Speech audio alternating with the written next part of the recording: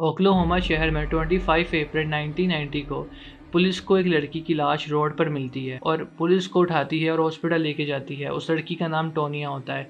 Police उसके husband को phone करती है जिसका नाम क्लैरेंस होता है। क्लैरेंस हॉस्पिटल आता है और अपनी बीवी की लाश को रिसीव करता है और उनका एक बेटा भी होता है जिसका नाम माइकल होता है, जिसकी उम्र 2 साल होती है। क्लैरेंस को अकेला देख के पुलिस ये फैसला करती है कि वो अकेला आदमी कैसे ही बेटे को पालेगा। तो पुलिस कोर्ट के जरिए उस बच्चे की कस्टडी एक फैमिली को दे देती है। क्लैरेंस इस बात पर केस करता है कि मुझे मेरा बेटा वापस चाहिए। ये केस 4 साल चलता है। इस दौरान क्लैरेंस अपने बेटे से हर वीक मिलता भी रहता है और 1994 में कोर्ट फैसला करती है कि माइकल का और इसके बाप दोनों का डीएनए टेस्ट करवाया जाए और उस डीएनए टेस्ट में माइकल क्लैरेंस का बेटा नहीं निकलता। तो कोर्ट इन लोगों को मिलने से रोक देती है। इसके ऊपर क्लैरेंस बहुत गुस्सा होता है। वो अपने बेटे के स्कूल में ही घुस के अपने बेटे को अगवा कर लेता है और उसके प्रिंसिपल को भी अगवा कर लेता है।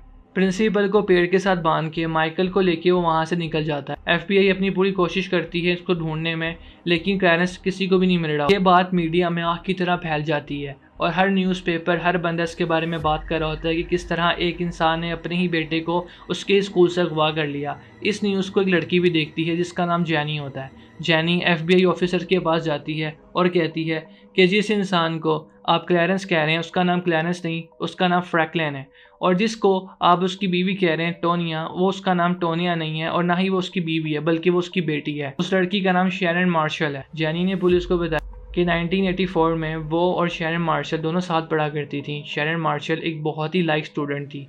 शैरन मार्शल को स्कॉलरशिप भी मिल गई थी जॉर्जिया इंस्टीट्यूट ऑफ टेक्नोलॉजी में और उसको आगे पढ़ना भी था, उसको पढ़ने का भी बहुत शौक था। वो और जैनी पुलिस को ये भी बताती है कि ये इंसान जिसका नाम फ्रैंकलिन है, ये हाई स्कूल में इसका बाप ही था। जैनी ने पुलिस को बताया कि वो शैरन मार्शल के घर रहने भी गई थी एक रात जब वो हाई स्कूल में पढ़ा करते थे।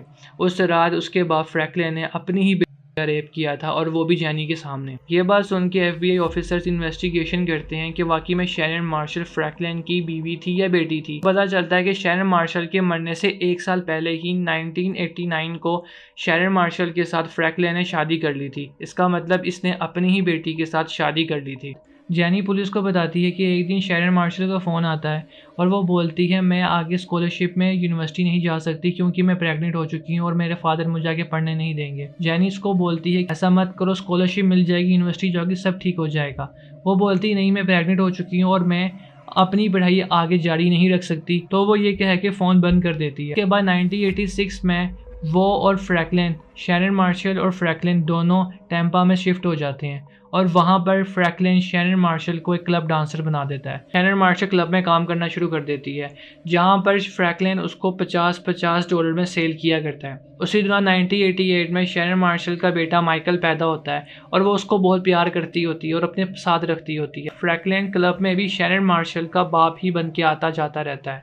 वहाँ पर शैरन मार्शल के साथ काम करने वाली लड़कियों को भी यही पता होता है कि ये शैरन मार्शल का हस्बैंड नहीं बल्कि इसका बाप है। अब ये वाकई में शैरन मार्शल का बाप था या फिर उसका हस्बैंड था, इस बात का जवाब सिर्फ और सिर्फ फ्रैंकलिन दे सकता था। इसलिए एफबीआई ऑफिसर्स पूरी जान लगा के फ्रैंकलिन को ढूंढ रहे थे और माइकल भी उसके पास था और वो माइकल का बाप भी नहीं था। दौरान फ्रैंकलिन के बारे में और इन्वेस्टिगेशन की जाती है तो पता चलता है कि ये कोई छोटा मोटा आदमी नहीं है, इसका एक बहुत बड़ा क्रिमिनल रिकॉर्ड भी है। इसने 1962 में बच्ची को अगवा किया था जिसकी वजह से ये पहली बार जेल गया था। बाद इसने 1963 में एक बैंक लूटा था जिसकी वजह से इसको 10 साल की सजा हुई थी और ये 1973 में बाहर आया था पैरोल में। पुलिस के पास इसकी सारी जानकारी थी, लेकिन फ्रैंकलिन कहाँ था किसी को भी नहीं पता था। पुलिस और मीडिया दोनों फ्रैंकलिन को ढूंढ रही थी।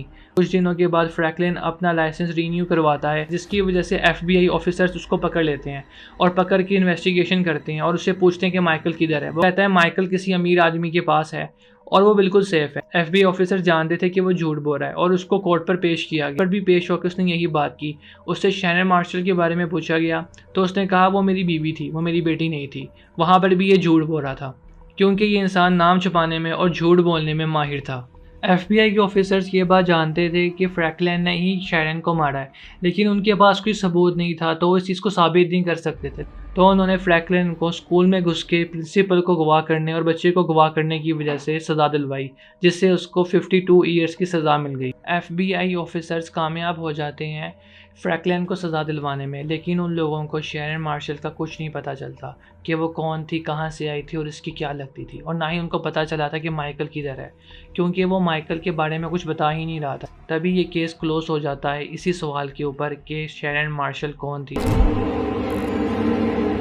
और मैं एक क्राइम जर्नलिस्ट जिसका नाम मैट था, उसके सामने से ये केस गुजरता है।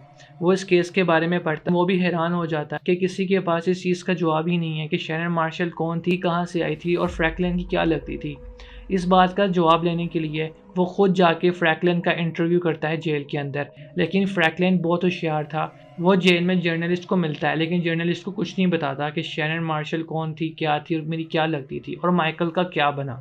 वो सिर्फ जर्नलिस्ट को अपने बारे में ही बताता है कि वो एक अनाथ आश्रम में भरा हुआ था, वहाँ उसके साथ जुल्म होता था और लड़की भी करते। 18 साल की उम्र में आर्मी को ज्वाइन कर लिया, इतनी मोटी चोरियां करता था जिसकी वजह से उसको आर्मी ने भी निकाल दिया था। और उसने कहा कि मेरे ऊपर ये झूठे इल्ज़ामात लगते रहे, मैंने ऐसा कुछ भी नहीं किया जितने केसेस मेरे ऊपर बनाए गए हैं। यहाँ पर भी वो झूठ बोल रहा था। जर्नलिस्ट बहुत कोशिश करता है लेकिन उसको भी जवाब नहीं देता कि शैरन मार्शल कौन थी और माइकल का उसने क्या किया था। लेकिन फ्रैंकलिन कोई भी सही जवाब उसको नहीं देता, सिर्फ अपने बारे में बताता है और इस तरह इंटरव्यू ख़त्म हो जाता है। जर्नलिस्ट फैसला करता है कि वो उसके ऊपर एक किताब लिखेगा, जिस किताब का नाम वो रखता है अ ब्यूटीफुल चाइल्ड। जर्नलिस्ट के पास एक फ़ोटो होती है शैरन मार्शल की बचपन की और फ्रैंकलिन की। इसमें देखा जा सकता है कि फ्रैंकलिन एक 30 साल का आदमी है और शैरन मार्शल एक छोटी सी बच्ची है, उम्र लगभग 4-5 साल होगी। फोटो हर इंसान के दिमाग में एक ही सवाल पैदा करती थी कि शैरन मार्शल कौन थी और इसकी क्या लगती थी और इसके साथ क्या हुआ था। ये बुक लिख देता है, लेकिन ये बुक कंप्लीट नहीं थी, बिल्कुल केस की तरह। उस बुक के ऊपर वो शैरन मार्शल की बचपन की और फ्रैंकलिन की तस्वीर लगाता है, वही तस्वीर जो उसके दिमाग में भी सवाल पैदा करती है कि शैरन मार्शल कौन थी, इसकी क्या लगती थी और उसके साथ क्या हुआ था और उसकी असल पहचान क्या थी। जर्नलिस्ट बहुत कोशिश करता है लेकिन उसको इसके सवालों का जवाब बिल्कुल केस की तरह नहीं मिलता है, और वो किताब जैसे ही मार्केट में आती है तो बहुत ज़्यादा फेमस हो जाती है। हर इंसान वो किताब पढ़ने के बाद यही सवाल करता है कि शैरन मार्शल कौन थी, कहाँ से आई थी, इसका क्या नाम था। और इस बुक में शैरन मार्शल की बचपन की तस्वीर हर इंसान के जहन में ये सवाल ज़रूर पैदा करती थी। मैट को एक ईमेल मिलती है जिसमें लिखा होता है कि शैरन मार्शल की बेटी के DNA से उसके बारे में पता चल सकता है।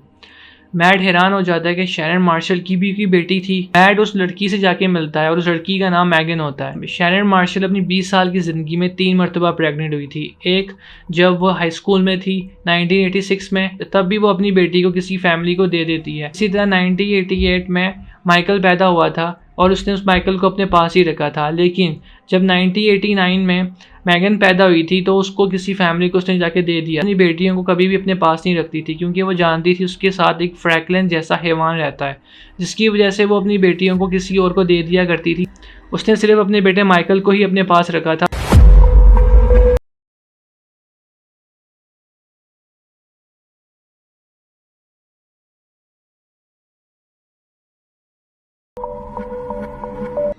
आ ब्यूटीफुल चाइल्ड किताब जो भी पढ़ता था उसके दिल दिमाग में यही सवाल आता था, ये बच्ची कौन थी और इसकी क्या लगती। किताब की वजह से 2011 में ये केस फिर से ओपन हुआ, इसके ऊपर फिर से इन्वेस्टिगेशन की गई और फिर से FBI के 2 ऑफिसर्स फ्रैंकलिन के पास गए उससे इंटरव्यू करने, उससे पूछने कि शैरन मार्शल कौन थी और तुम्हारी क्या लगती थी, माइकल का क्या बना।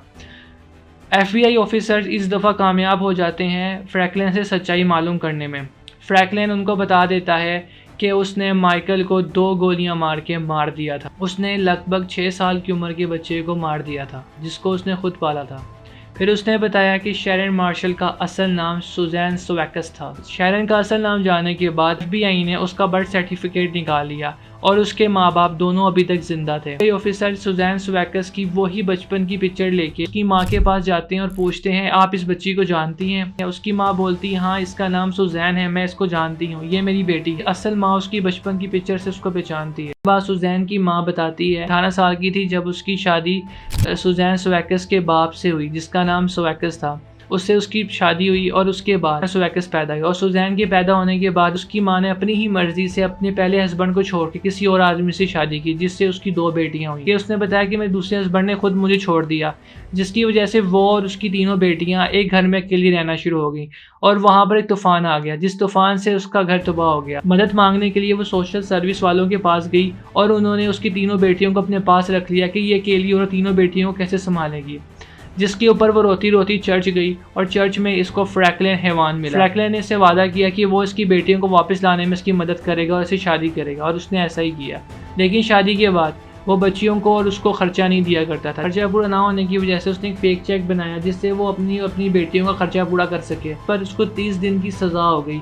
और उसी 30 दिन के अंदर फ्रैंकलिन उसकी बेटियों को लेके भाग गया और 2 बेटियों को उसने किसी अनाथ आश्रम में दे दिया और सुजैन को अपने साथ रखा। फ्रैंकलिन की और शैरन की ये पिक्चर उसी वक्त की है जब वो शैरन को लेके उसकी माँ के पास से भागा था। तो इस तरह से पता चला कि शैरन मार्शल फ्रैंकलिन की सौतेली बेटी थी, जिसका इसने सारी ज़िंदगी इस्तेमाल किया, और इसने बाद में अपनी ही सौतेली बेटी के साथ शादी कर ली जब वो बड़ी हुई।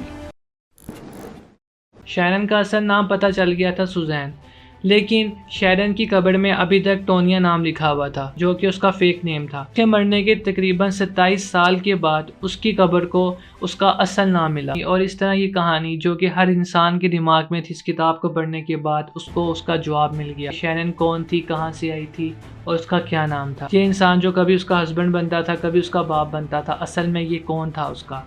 ये सिर्फ और सिर्फ एक हैवान था, इसके अलावा ये कुछ भी नहीं था। उसकी कब्र को उसका असल नाम मिल गया, उसकी कब्र को उसकी पहचान मिल गई, लेकिन वो इस दुनिया से चली गई। उसको उसकी असल नाम, उसकी असल पहचान का नहीं पता लगा कि उसका असल नाम और असल पहचान क्या थी, वो कौन थी, किधर से थी, उसकी माँ कौन थी, उसका असल बाप कौन था। वो इस दुनिया से चली गई, लेकिन उसको इस सवालों के जवाब और अपनी पहचान नहीं मिली। वीडियो अच्छी लगी हो तो लाइक ज़रूर कीजिएगा। मिलते हैं अगली वीडियो में, तब तक के लिए अल्लाह हाफिज़।